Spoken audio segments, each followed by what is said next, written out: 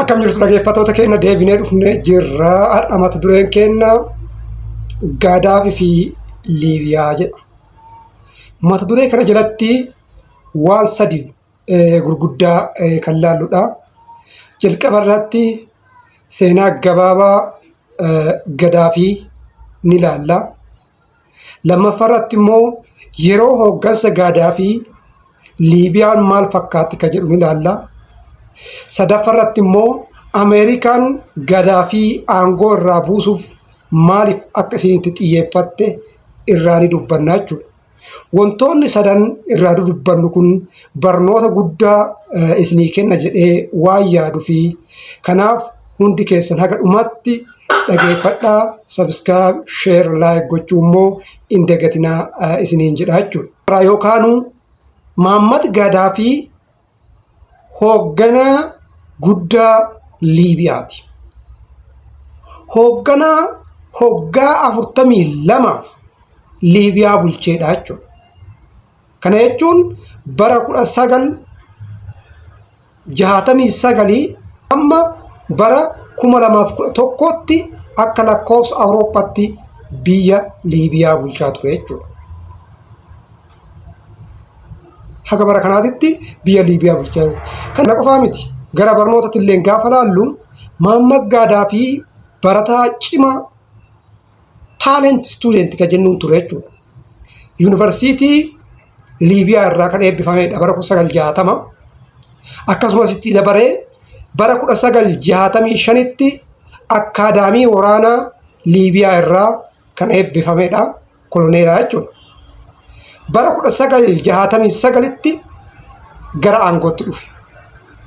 Bara 1969tti gara aangootti dhufe jechuudha.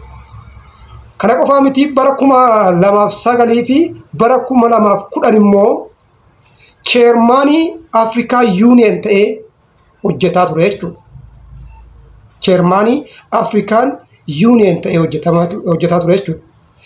Yeroo kanatti jechi guddaan inni jedhu tokko jechuudha. Jechi guddaan yeroo san inni jedhu tokko kan dagatamne kan sammuu namaa keessa taa'u jechuudha. Afrikaa keessa jiraanna. Afrikaa keessatti duuna. Afrikaa irraa hin baqannu. Afrikaan haadha. Haadha keenya gannee eessa deemnaa jedha. Yeroo kanarraa inni ija diinaa keessa kan bu'e jechuudha. Ija diinaa keessa kan bu'e. Karaa biraatiin immoo siyaasa isaa yoo ilaalle siyaasni isaa sabboonummaa Arab naashinaalizim kan leellisuudha. Sooshaalizimii leellisa. Paan Afrikaanizimii jabeessaa jechuudha. Paan Afrikaanizimii jabeessaa jechuudha. Kanaaf xiyyeeffannoo diinaa keessa kan bu'e jechuudha. Kun kanumaan wal fakkaatee jiruuf jireenyi uummataa immoo lammaffaa irratti jechuudha. Jiruuf jireenyi uummataa yeroo inni hooggansa turetti maal fakkaata jennee laaluu ni dandeenya jechuudha.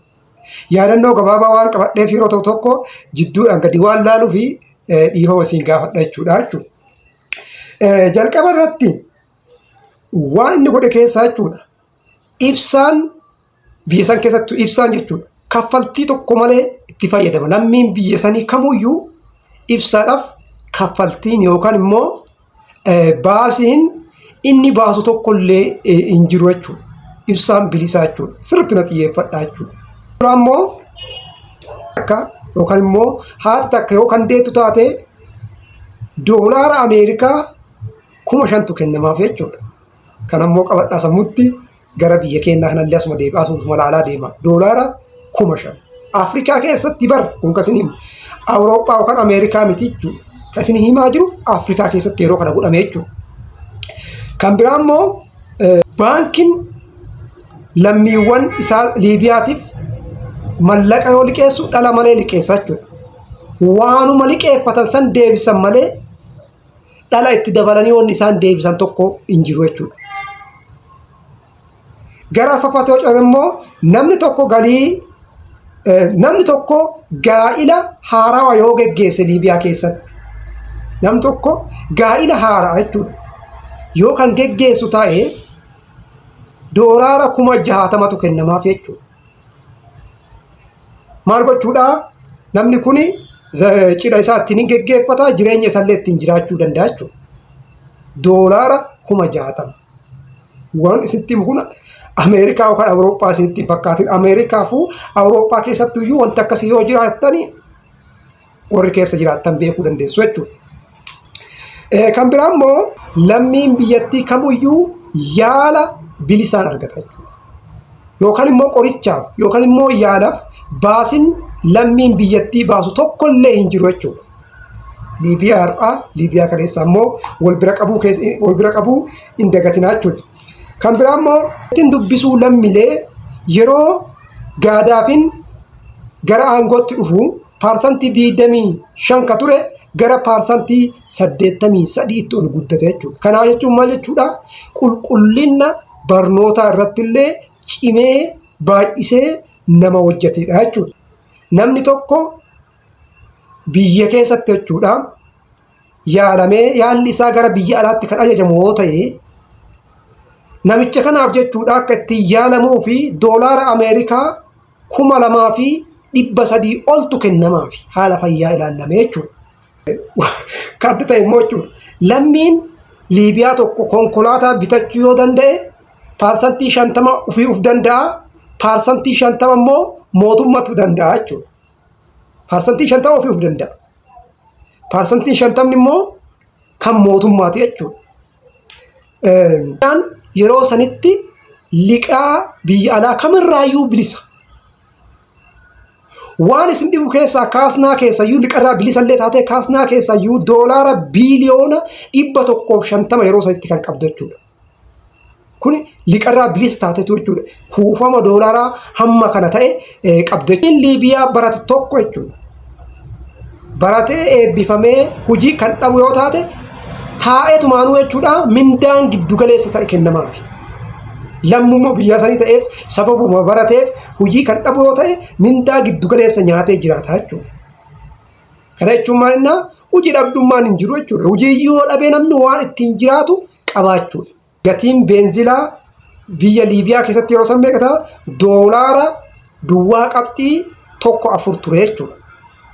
Baay'ee rakkasaa jechuudha. Kanaaf kan nama ajaa'ibsiisu immoo biyya Liibiyaa keessatti yeroo ammaatti daabboon baay'ee gatii isaa ol ka'e miti. Biyya Liibiyaa keessatti daabboon 40 doolaara duwwaa qabxii 1.5.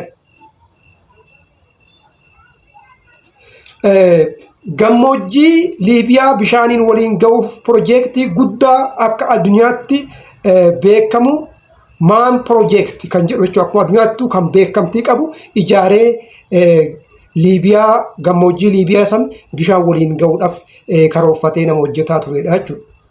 Kanaafuu namni kun yoo kana laalle uummata san ni fayyadamoo ni miidhe gaafa jettee ilaaltu mootummaan ani ofiin dimokiraasiidha an dimokiraatawaadha ofiin jedhuyyuu waan kana godhee hin qabu jechuudha.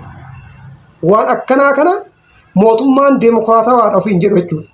Waan akkanaa kana godhee hin qabu jechuudha. Mee addunyaa irratti mootummaa kamtu yaala bilisaa namaaf kenna yookiin mootummaa kamtu qoricha namaaf kenna, mootummaa kamtu ibsaa bilisaa namaaf dhiyeessa. Kuni waan addaati jechuudha.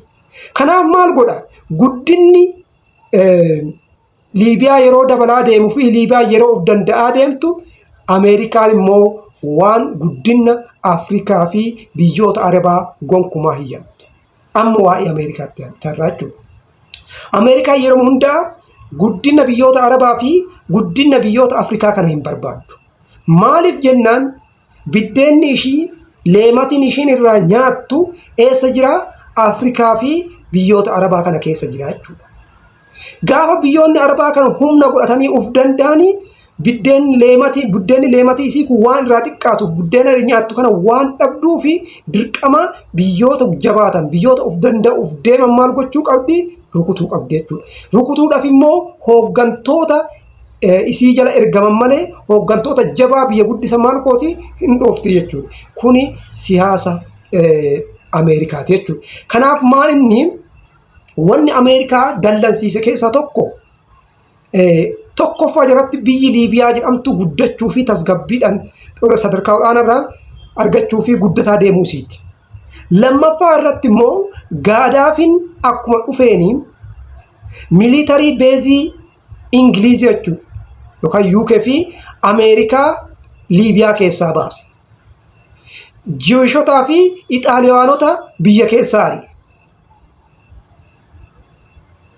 ari'e.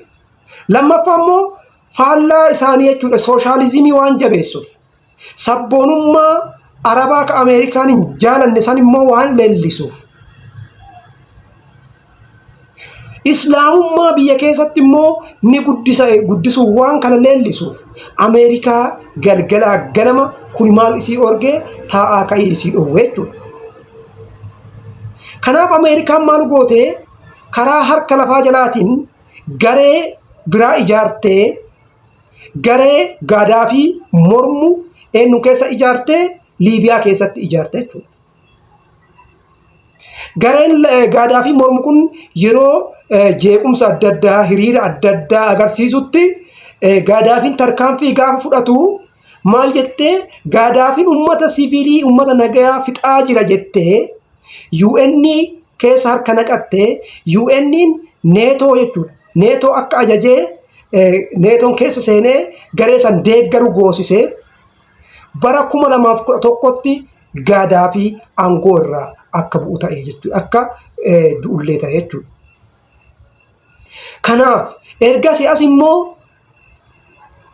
Liibiyaan nagaa argattee hojjettan nageenyi tokkollee dhabamee hamma guyyaa har'aatti jechuudha. Liibiyaan biyya beelaa biyya waraanaa maqaan isii kan ka'uu fi jalqaba irratti maqaa isii kan ka'aa turedha jechuudha.